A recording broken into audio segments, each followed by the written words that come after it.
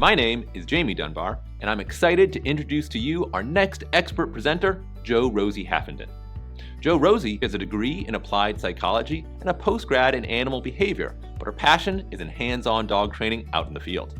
She most enjoys obsessing about things like motivation, engagement, and reward placement. In this presentation, she will be covering focus and engagement when training your dog.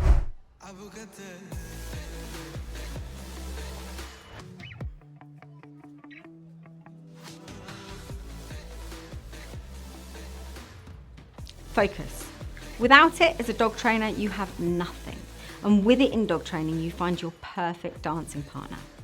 Whether I'm working my Malinois in a highly technical, competitive protection sport, taking my pet dogs out for a hike with my son, or doing a very first session with a young puppy, for me, focus is everything. The magic that gives the training the wow factor. It's also my very first step in any training journey, one missed by many, and yet without it, a partnership will completely fall and fail. Hello there, my name is Rosie Haffenden and I've been an animal behaviourist for around 15 years. Whilst working with problem dogs has been my main career, my hobbies have always been some form of dog sport, and that has inevitably impacted how I practice. For the last 4 years, I've been training my dog to compete in a sport called Mondio Ring, a sport that is all about focus. So today I'm going to show you why focus is one of the most underrated abilities we can proactively teach our dogs, as well as how to harness it. Whether you're working on a relationship basic, recall, loose lead, dogs that react in a volatile way to things, or competitive work, focus comes first. Okay, I will first deep dive into the science of focus, and then we'll work to apply that science. This is a quick one, but after these 20 minutes, you're going to leave fully understanding the basics about what focus is, but also, and most importantly, knowing how that theory applies to an actual dog and to your client dogs, which hopefully will make your training better. First up, what is focus? In scientific terms, focus comes under a very messy umbrella of attentional science. Attention is something that philosophers, social scientists, as well as biologists have struggled with defining world over. Broadly speaking, attention refers to the faculty that permits a creature to prioritise their energy to certain things over other certain things. Overt and covert attention refers to whether or not the dog has to move his head or his eyes to process the information. Overt means that he has to orientate to process the information, and covert means that he doesn't. For example, when you're driving, your covert attention is pressing pedals, and your overt attention is looking in front and in your mirrors. There's also intentional and external attention. We're not often really aware of what our internal focus is on: breathing, walking, regulating metabolism and temperature. Attention is literally the process of prioritising which stimulus has enough meaning to get through to the brain. The problem is that when we shift our attention and ask our brain to process and focus more information, we're asking it to split the attention. And when you think about it, that makes sense, because any brain only has a particular capacity to process information, right? That means that you can only have 100% attention at one time on one thing. So you don't have a reserve of attention that you can place on things when there's lots to concentrate on. For example, when we sing while we're driving, we're willfully placing our attention on the music and the physiological changes necessary to remember the words or not, at the same time as processing the information that we're overtly and covertly gathering. So we have to reduce how much information is coming in to facilitate the information I need for Adele to come out of my mouth. The information is thus split between forward focus on the road and the environment, and responding and on the auditory stimulus of the music. And there is a problem with that. Because whilst you can grow the brain's ability to focus on certain bits of information and teach your dog to process certain stimulus with ease via practice, there is what's called the attentional bottleneck, which is the fact that, like a computer processing, the dog's brain can only process information at a certain speed. Effectively, this means that you can't add a bit of focus just when you need it. So what that means is that whilst your internal attention is busy working hard on pressing the pedals and on changing the gears, the split external focus is concentrating on watching the road as well as listening to the music, remembering the words as well as reacting to traffic and pedestrians. As well, on top of all of that, as filtering out everything that's going on around you, and that's a different type of focus. If you imagine your capacity to focus as a pie, you can't focus half the pie on driving and half on what's going on outside of the car, as well as another half on singing. This singing has to be a slice that's taken out from the rest of the pie. When you take your dog out to the park, his attention is split in thousands of directions. The smells, the movements of other dogs, the noise, the fresh air, as well as all the covert stuff like temperature that his body is having to concentrate on as well. And all that attention comes out of your focus reserve when you're training. In neuropsychology, two types of attention are referred to as top-down and bottom-up attention. That's because when they studied the brain, they actually found that the pathways were different. When your attention was switched onto something because it was salient, which just means it catches your attention more simply because of properties that make it more eye-catching than the background noise, like a loud noise versus a quiet noise, or a bright colour versus a dull colour, or a novel thing, or something out of place, then certain parts of your brain are stimulated. These parts are at the bottom and they move upwards. When you decide to willfully place your attention on something because of previous experience or a specific goal, then regions at the top of your brain fire and send messages downwards. What research has found is that toggling between these two harness the best attention. So if you focus on a leaf blowing around outside the window before then reading that difficult scientific journal, or if you focus on the clouds in the sky before then trying to thread a needle, you'd probably find your focus tank would be fuller for those very specific intentional tasks. There are three specific neuromodulators in the brain that it's worth highlighting when we talk about focus and attention. One of them is norepinephrine. Norepinephrine is best known for its role in increasing alertness in our dogs. It gets the body prepared for running away or for fighting. It's important when we focus that we increase that alertness, and norepinephrine plays a starring role here. Of course, too much and the dog is unable to focus because he becomes overstimulated. Important to note, though, that arousal is necessary for focus. Worth remembering when working with reactive dogs. Calmly might not always be the best approach if they're struggling with things like focus and engagement in the training. Next up in our speed dating chemistry lesson is acetylcholine. Acetylcholine helps focus and refocus the brain. It kind of helps with coordinating the bottom up and top down. So it might be in part who to thank when you realise that you're putting too much focus into singing Adele and not enough on the road. But it can also in part be to blame for that dog that prioritises chasing a rabbit over pain and injury of running through a fence. Dopamine is my all-time favourite chemical when it comes to the chemical players in attention and focus, playing its starring role in motivation, movement and memory. If dog trainers need to understand the activity of one neurotransmitter in the dog world, it's this one. So I'll give you the main headlines here, although you can learn a lot more about this in our behaviour course. Dopamine gets off on gambling. It likes to take a punt. So if something becomes predictable, it reduces, and it increases when something is unpredictable. And it's responsible for a whole lot of your dog's work ethic. For example, you want your dog to engage and focus on you, so you decide to hand feed them their kibble every day. When this routine is established, you will likely find that not only does your dog's desire to work for it reduce because it's become predictable, but also over time they become more and more motivated by other attention-grabbing things. Dopamine demands that we keep our training sessions fresh and that we switch things up if we want our dogs to give the maximum amount of effort into the training. So, off the bat, I want to explain that to me, focus and engagement is literally the foundation of every single case that I've ever worked with. It's the reason that I recommend and choose certain types of dog, and it's the linchpin of having a dog that listens to you when you're out on a walk, as opposed to one that just buggers off. Understanding that the focus pie can be grown, but that it's always finite in the moment and so doesn't get an additional surge when you require more from your dog is very important.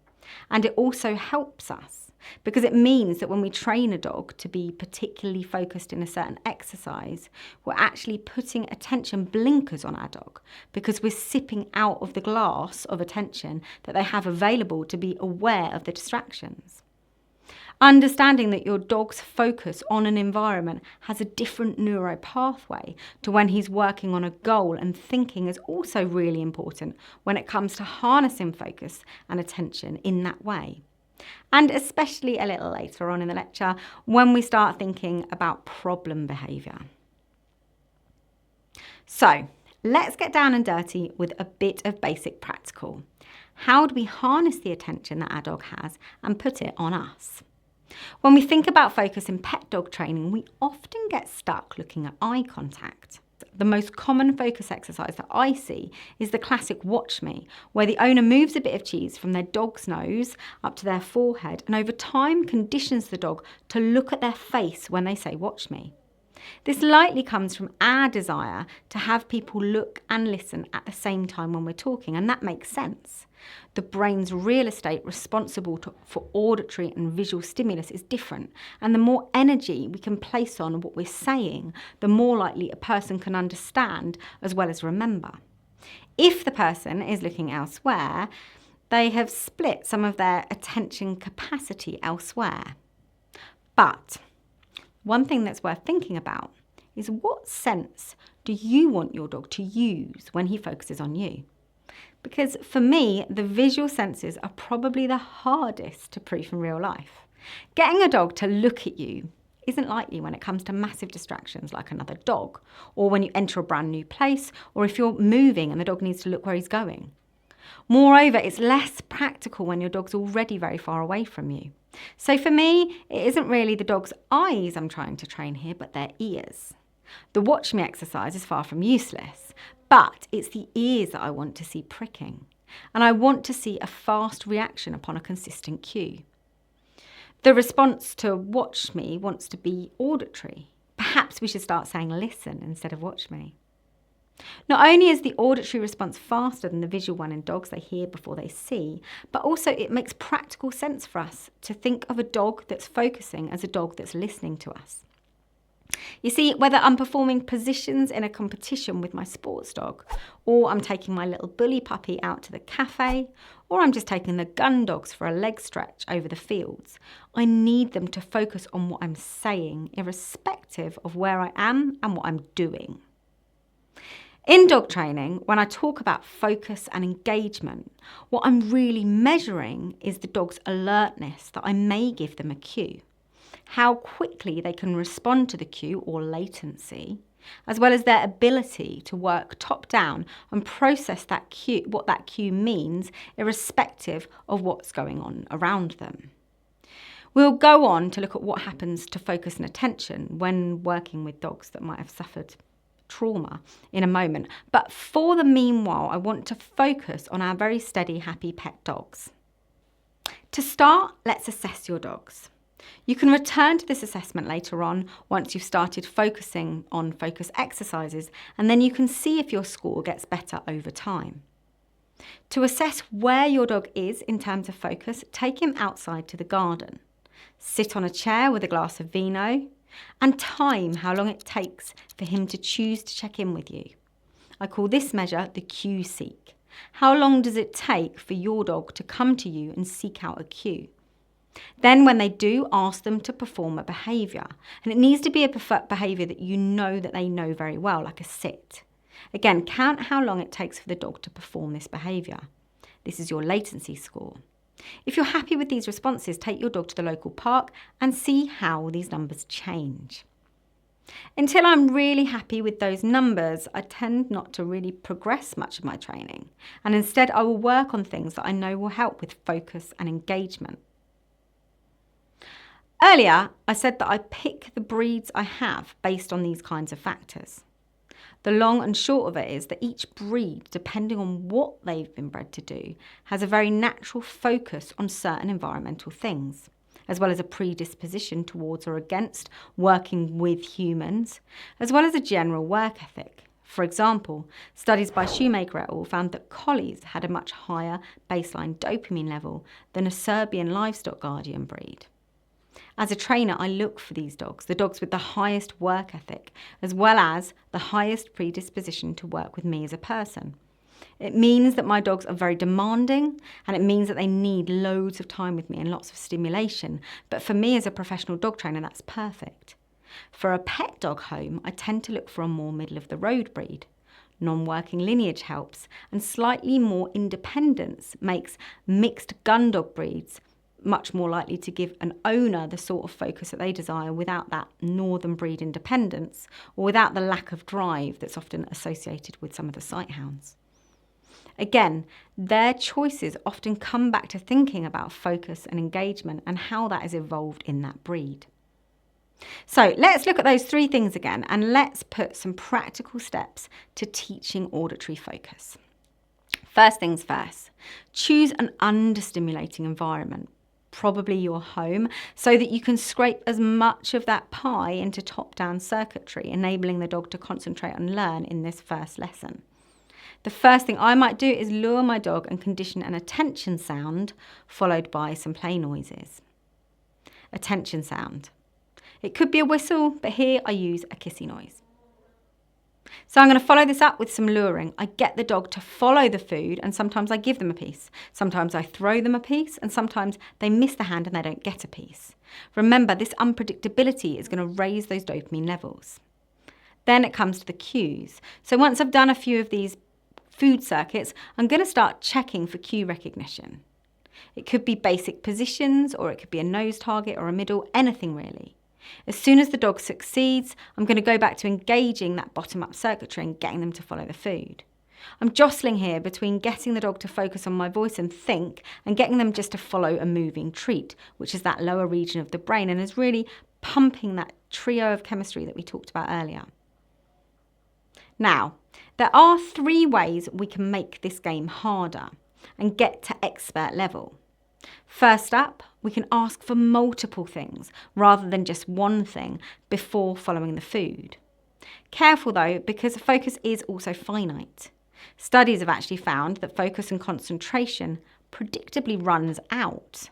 So once you've eaten that focus pie, you're going to have to wait for your dog to bake another one. You can increase the size of the pie, but don't expect to be able to work for hours and hours in the first training sessions. Instead, work slowly and build up the size of your pie over time.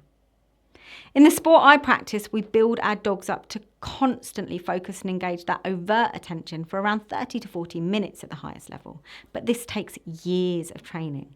Remember that moving between top-down and bottom-up focus helps us to keep a more sustained attention. We can ask our dogs to come away from something salient to partake. This is a great one to practice because you can do it in your own home and you can set it up pretty easily. Simply place some treats under an upside down dog bowl so that the dog can't get to them, and use your focus noise. As soon as your dog comes away, play those food circuit games, and don't forget to run over to the bowl and let your dog have the hidden treasure at the end. Build up to higher distractions and longer sessions, but do this before changing the environment. Being very aware that when you change the external environment, you're going to be losing a fair bit of your focus pie to novel stimulus that the dog has to concentrate on ignoring even when he is focusing on you. Lastly, change up the environment. As I just said, when you do this, try to make it really easy for your dog to win and keep the sessions really short. You can build your dog's focus muscle, but each time something salient exists away from you, the dog is losing his focus, even when he's training well, because he's spending concentration energy on ignoring the competing motivator. Tips for experts. Place your dog in a stay or on a platform between exercises. PCD, or positive constructive daydreaming, engages what psychologists fondly refer to as the do-nothing circuit. This rest and digest response is what will replenish the stores for more focus later. Your dog will be baking that focus pie.